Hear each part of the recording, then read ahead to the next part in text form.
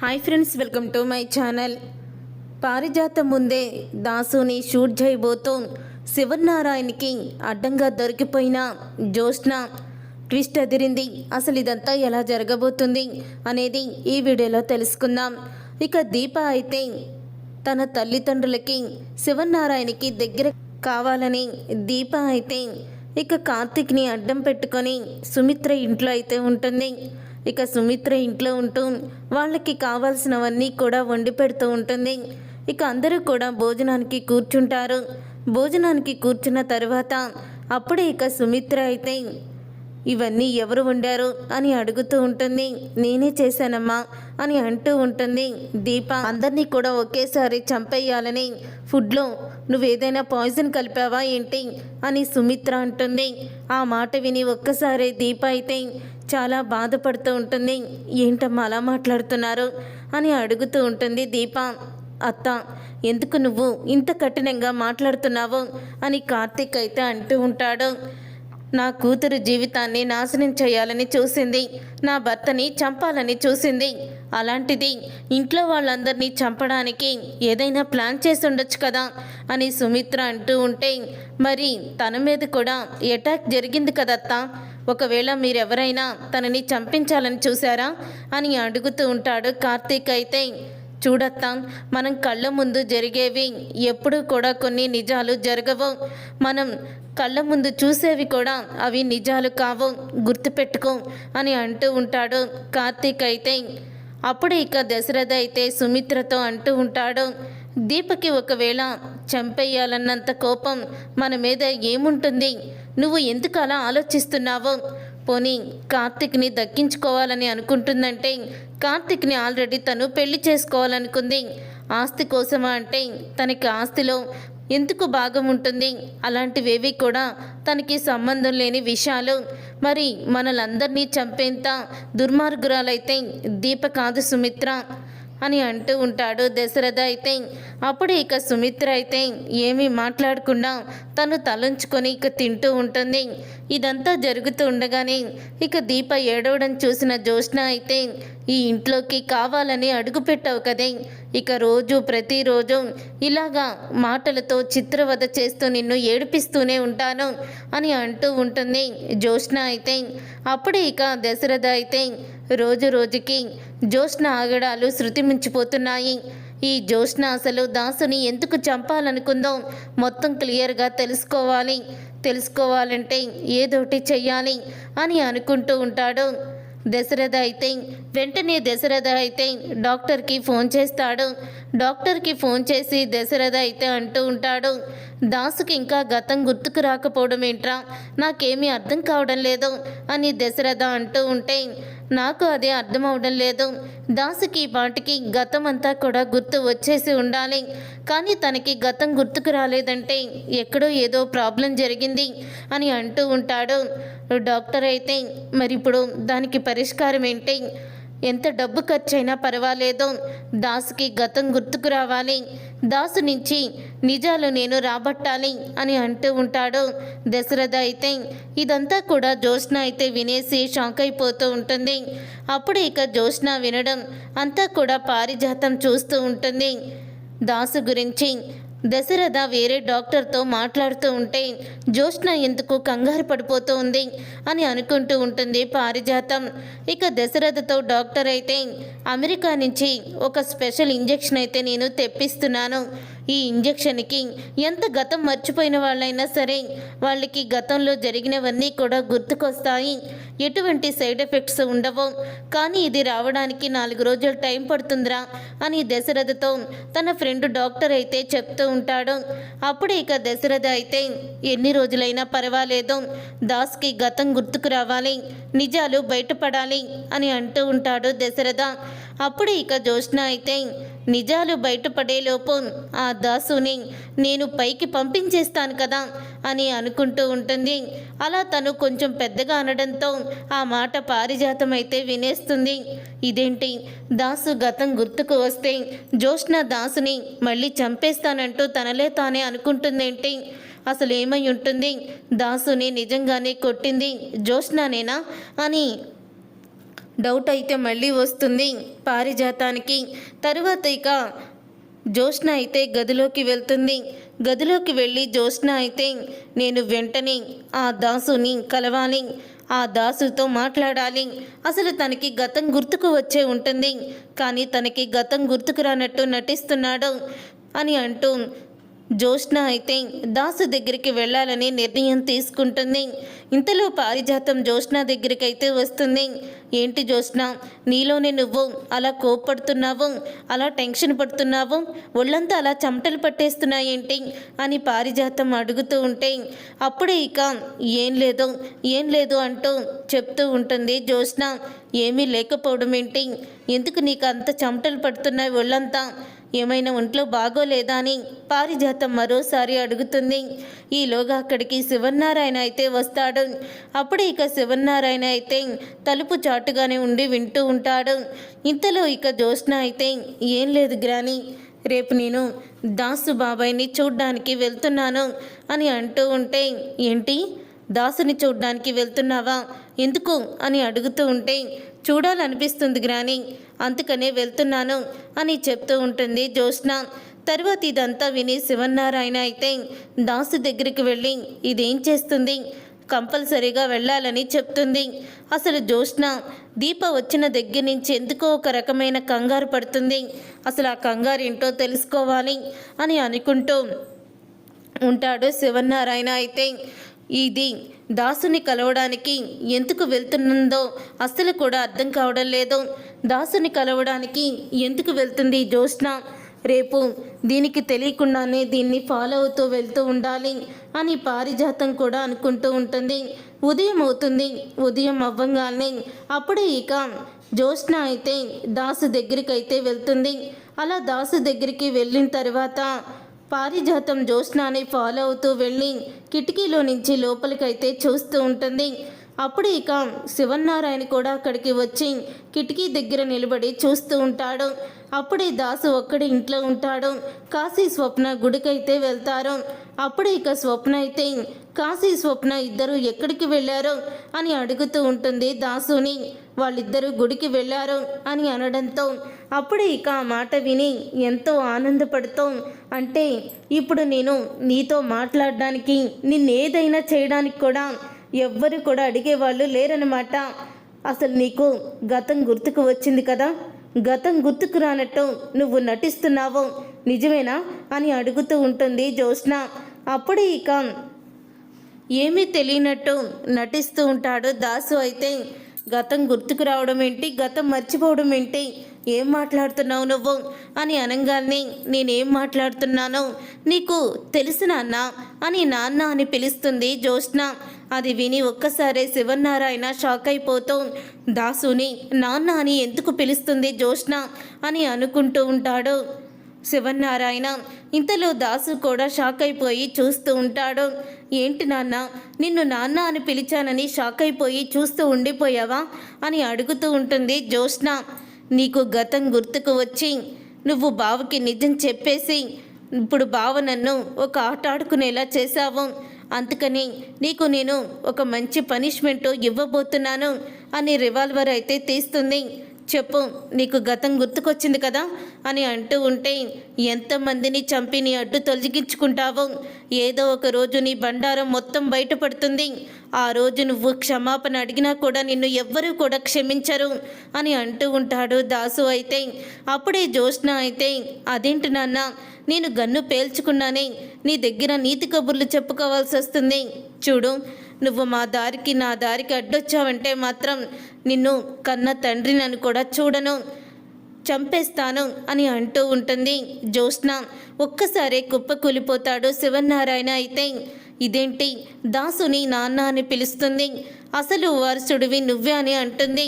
మరి ఇప్పుడు దశరథకి సుమిత్రల బిడ్డ కాదా, తను సుమిత్ర దశరథులకి జ్యోత్స్న పుట్టలేదా, అసలు ఏం జరుగుతుంది అని ఆలోచిస్తూ ఉంటాడు శివన్నారాయణ. ఇంతలో దాసు దగ్గరికి వచ్చి జ్యోత్స్న బెదిరించడం చూసి పారిజాతం అక్కడికి వస్తుంది. అంటే నువ్వేనా నా కొడుకుని చంపాలని చూసింది అని నిలదీస్తూ ఉంటుంది పారిజాతం. గ్రాని, నువ్వు మొత్తానికి నన్ను ఫాలో అవుతూ వచ్చేసావన్నమాట. పోనీలే, మంచి టయానికే వచ్చావు. నీ కొడుకుకు చెప్పు. తనకి గతం గుర్తుకు వచ్చినా ఎవరితోనైనా గతం తాలూకు విషయాలు చెప్తే మాత్రం ఊరుకునే ప్రసక్తే లేదని మీ కొడుకుకి చెప్పు అని అంటూ ఉంటుంది జ్యోత్స్న. అప్పుడే ఇక పారిజాతం అయితే ఏంటి నా కొడుకుని అదే నీ కన్న తండ్రిని చంపాలని చూస్తున్నావు, నువ్వింత దుర్మార్గురాలువని అస్సలు అనుకోలేదే అని అంటూ ఉంటుంది పారిజాతం. దుర్మార్గం అనేది నీ దగ్గర నుంచే జ్యోత్స్న నేర్చుకుందమ్మా అని అంటూ ఉంటాడు దాసు. అయితే ఇక దాసు అన్న మాటలకి అప్పుడే ఇక షాక్ అయిపోతూ ఉంటుంది జ్యోత్స్న, పారిజాతం ఇద్దరూ కూడా. నాకు అసలు గతం గుర్తుకు వచ్చిందో లేదో తెలియక జ్యోత్స్న చాలా సతమతమైపోతుంది. కానీ ఇప్పుడు చెప్పక తప్పడం లేదు. చూడు జ్యోత్స్న, ఇప్పుడు నాకు గతం గుర్తుకు వచ్చింది. నన్ను ఎవ్వరు కొట్టి చంపాలనుకున్నారో కూడా నాకు తెలుసు అని అంటూ ఉంటాడు దాసు. అది విని ఒక్కసారి జ్యోత్స్న షాక్ అయిపోతాం. అప్పుడే ఇక ఇప్పుడు నేనే చంపడానికి ప్రయత్నించానని ఇప్పుడు ఈ దాసు గ్రానీకి చెప్పేస్తే ఏమవుతుంది అని తడబడిపోతూ ఉంటుంది జ్యోత్స్న. అయితే అప్పుడు ఇక పారిజాతం, రే నీకు గతం గుర్తుకు వచ్చినా, మరి గతం గుర్తుకు వచ్చినా నువ్వెందుకు నిజాన్ని చెప్పలేకపోతున్నావు? అసలు నిన్ను కొట్టి చంపాలని చూసిన దుర్మార్గులు ఎవరు అని అడుగుతూ ఉంటుంది పారిజాతం.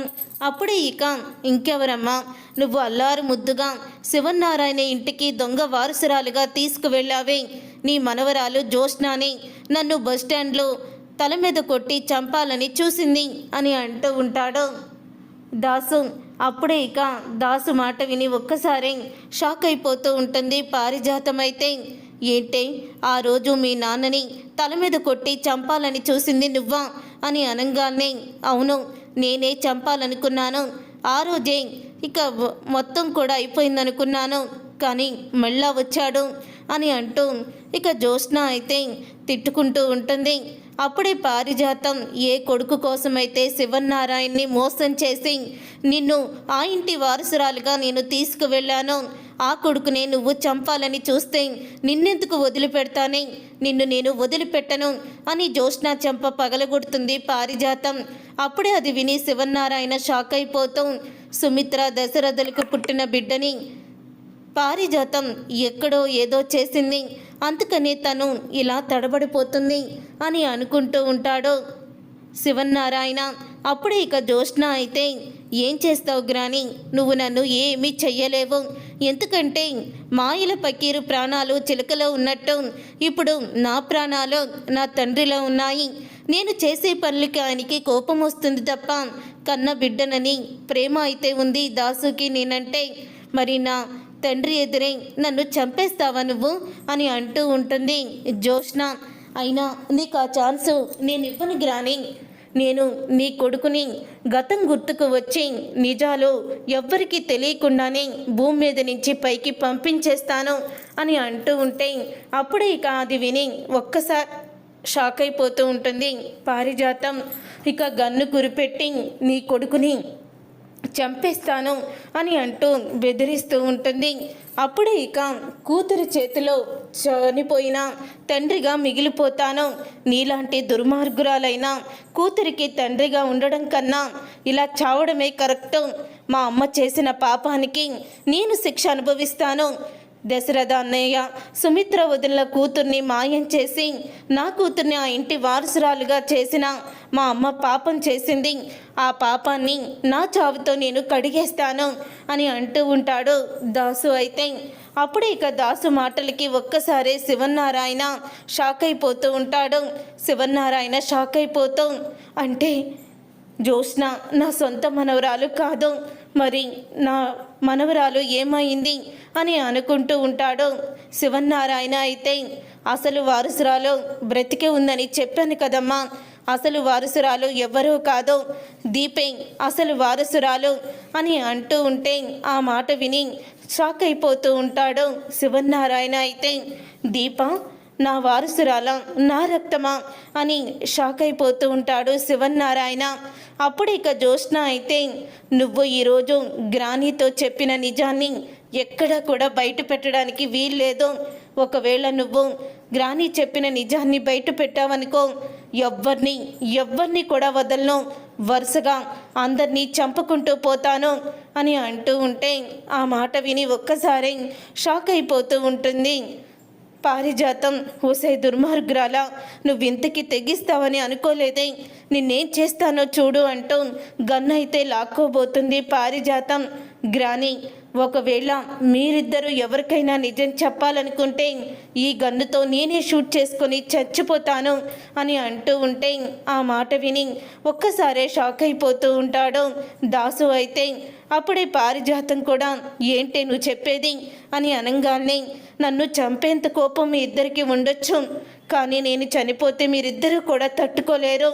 నా మీద మీకు ప్రేమ ఉంది, కూతురుగా ఈయనకి, మనవరాలుగా నీకు ఎక్కడో కాస్తో కూస్తో ప్రేమ ఉంది.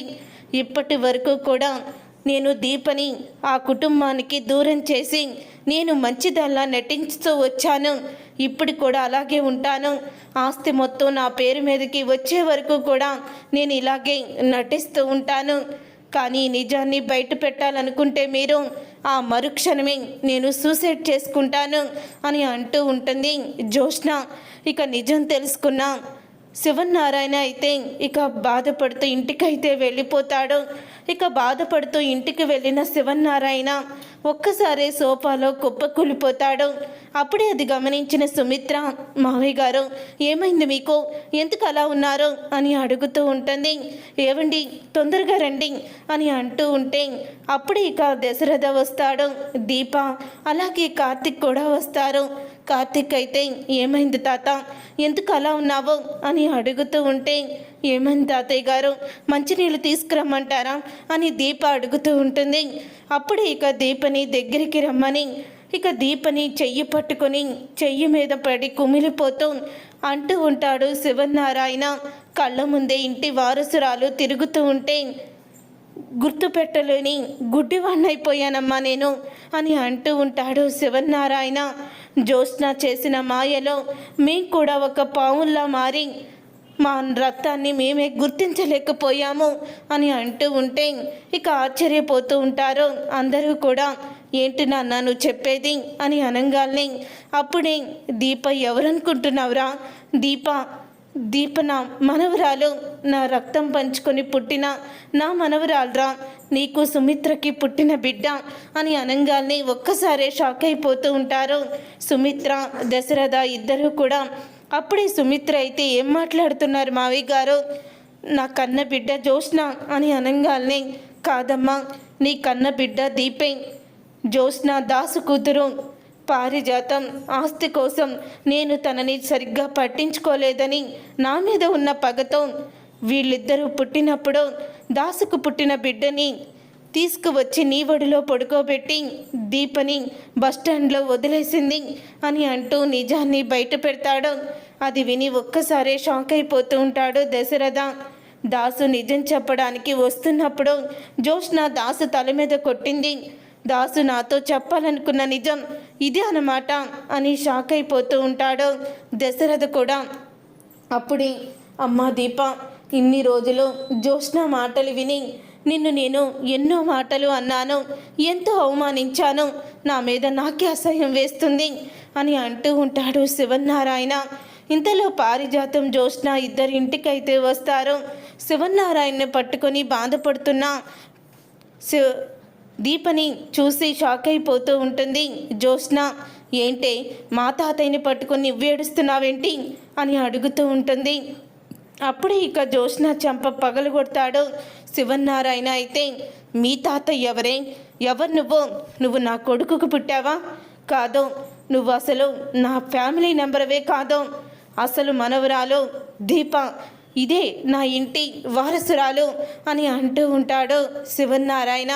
ఇక శివనారాయణ అన్న మాటలకి అప్పుడే ఒక్కసారి జ్యోత్స్న షాక్ అయిపోతూ, ఏంటి తాతయ్య, ఏంటి మీరు మాట్లాడేది, దీప ఇంటి వారసురాలేంటి అని అనగానే, చాలు నువ్వు మీ నాన్నమ్మ ఆడుతున్న నాటకం చాలు, మీలాంటి గుండెలు తీసిన బంటలు తడిగుడ్డలతో గొంతు కోసే దొంగలు నా ఇంట్లో ఉండడానికి వీల్లేదు, వెళ్ళిపోండి ఇక్కడి నుంచి, ఒక్క క్షణం కూడా మీరు నా ఇంట్లో ఉండకూడదు అని అంటూ ఊహించని షాక్ ఇస్తాడు శివనారాయణ. అయితే జ్యోత్స్న పారిజాతానికి చూసారుగా ఫ్రెండ్స్, రాబోయే కథలో ఖచ్చితంగా ఇలాగే జరగబోతుంది.